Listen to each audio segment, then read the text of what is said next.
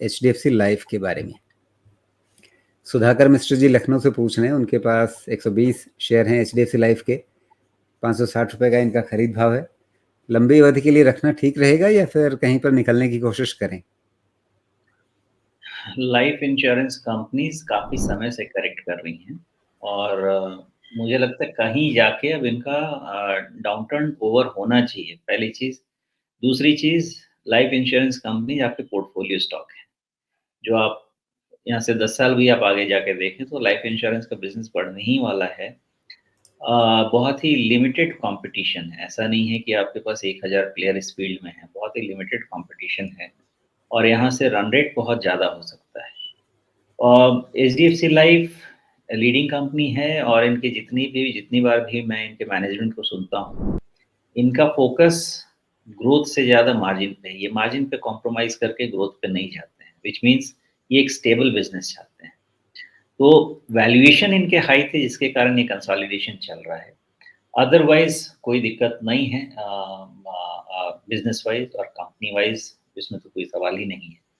Main मुद्दा ये है कि क्या लेना चाहिए।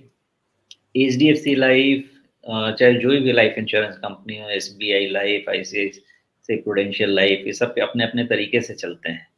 आपको कम वोलेटिलिटी चाहिए तो एसबीआई लाइफ है, अगर आपको बहुत एडवेंचर पसंद है तो आईसीआईसीआई प्रूडेंशियल है, अगर कहीं बीच में जगह पसंद है तो एचडीएफसी लाइफ है। तो ये सबका अपना-अपना फ्लेवर है, अपना-अपना मज़ा देते हैं ये। तो एचडीएफसी लाइफ उस हिसाब से एक अच्छा पोर्टफोलियो स्टॉक है, आप इसको चेज़ करके पैसा बनाना चाहेंगे, नहीं बनेगा। बाय करेंगे, स्टैगर्ड बाय करेंगे, होल्ड करेंगे, एवरी 2 इयर्स आपको ये ईयरली रिटर्न देगा। मतलब हो सकता है किसी साल नहीं देगा, लेकिन किसी दूसरे साल आपको पूरे 2-3 साल के लिए कॉम्पेंसेट कर देगा, ऐसा पोर्टफोलियो स्टॉक। जी, बिल्कुल। अब यहाँ पे इसका चार्ट देख करके इसको आप पैटर्न में कहीं पे क्या रखेंगे, जो इसकी गिरावट शुरू हुई लगभग पौने 800 रुपए से और फिर लगभग 500 तक गिरा और उसके बाद कंसोलिडेट कर रहा है। मतलब कटोरी तो बन नहीं रही है, ये क्या बन रहा है? नहीं, स्ट्रक्चर कुछ नहीं है खास। स्ट्रक्चर यही है झंडा भी कि नहीं बन रहा है, ट्रायंगल भी नहीं बन रहा है, मतलब किसी पैटर्न में फिट नहीं बैठ रहा है ये। नहीं, ये बैठेगा। ये आप थोड़े समय में आप इसको हो सकता है डबल बॉटम रीड कर पाएँगे, लेकिन वो वक़्त आने पे मैं बताऊँगा।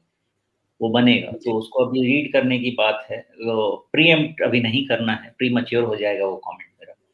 लेकिन ये जी। ऐसे में कभी-कभी मैंने देखा है, इसको जिस तरह से मैं इसको डेटा अपने फीड कर पा रहा हूँ सिस्टम में, कभी-कभी ये डबल बॉटम का सिनेरियो क्रिएट कर देता है, लेकिन उसके लिए हम कन्फर्म तभी करेंगे जब ये एटलीस्ट 200 डीएमए को अच्छे से सस्टेन करे, तो बेस्ड ऑन डबल बॉटम ये मार्च का बॉटम और फिर अभी ये ताज़ा जो सितंबर में 509 के आसपास बना है वो? नहीं, हमें उसके लिए 3 जून के पहले के सारे डेटा को इग्नोर करना पड़ेगा। उनका चार्ट को छुपा दीजिए और फिर देखिए। उस हिसाब से रीड करना है। ये थोड़ा अलग पैटर्न बनना चाहिए जहाँ तक मैं इसको देख पा रहा हूँ। बिकॉज़ हुआ क्या है मैं बताता हूँ। ये जो पूरा का पूरा सितंबर के पास का जो फॉल है ना, वो खत्म हो गया मार्च में और उसका रिट्रेसमेंट भी खत्म हो गया आपका जून में। तो जितने एक्सेसेस से खत्म, अब यहाँ से इसका कंसोलिडेशन शुरू हुआ है। अब इस कंसोलिडेशन के बाद इसको कोई ना कोई कन्फर्मेशन देना है कौन से शेप में जाएगा। तो मैं इसको क्वाज़ी डबल बॉटम एक उम्मीद कर रहा हूँ। क्यों उम्मीद कर रहा हूँ? इनके पैटर्न के बेसिस पे कोई उम्मीद नहीं कर रहा मैं। इनके फंडामेंटल पैटर्न को इस रिज़ल्ट के साथ जब मैं सुपर इम्पोज़ कर रहा हूँ, तो मुझे ऐसा लगता है कि 1 क्वार्टर का और कॉन्फिडेंस और फिर ये 200 डीएमए निकल के ये स्टॉक बहुत अच्छे सिचुएशन में चला जाएगा।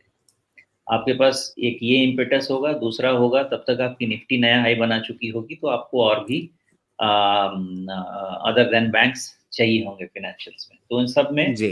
हिसाब से बाइंग आनी चाहिए। तो क्या ये एक तरह से थोड़ा-सा स्लैंटिंग चैनल बना रहा है? हो सकता है, बिल्कुल हो सकता है। जो मैंने अभी स्क्रीन पे डाला, अगर आप देख पा रहे हो। हाँ, ये पॉसिबल है, बिल्कुल पॉसिबल। तो फिर इस उस हालत में तो 2 चीज़ें हो सकती हैं, या तो इस चैनल के अंदर ये चैनल भी ठीक-ठाक मार्जिन वाला है। हुँ, नीचे लगभग ये कहाँ लगभग 500 से 600 के बीच का ₹100, या कह लीजिए कि 20% का ये रेंज है, तो अच्छा खासा बड़ा रेंज है। इस रेंज के अंदर ही कंसोलिडेट करे कुछ समय तक। रेंज ब्रेकआउट के लिए इसे कम से कम तो ये 600 वाला टॉप पार करना पड़ेगा ना, 605 का। हाँ, इसीलिए मैं कह रहा हूँ कि दिसंबर क्वार्टर के पहले कुछ नहीं होगा। जी। दिसंबर क्वार्टर के रिज़ल्ट के बाद ही होना है इसमें जो। तब तक समय भी कुछ निकलेगा, पैटर्न भी कुछ बन जाएँगे और फिर बाज़ार के पास कुछ नया फंडामेंटल भी होगा, आगे की बात सोचने के लिए, आगे के वैल्यूएशंस देने के लिए।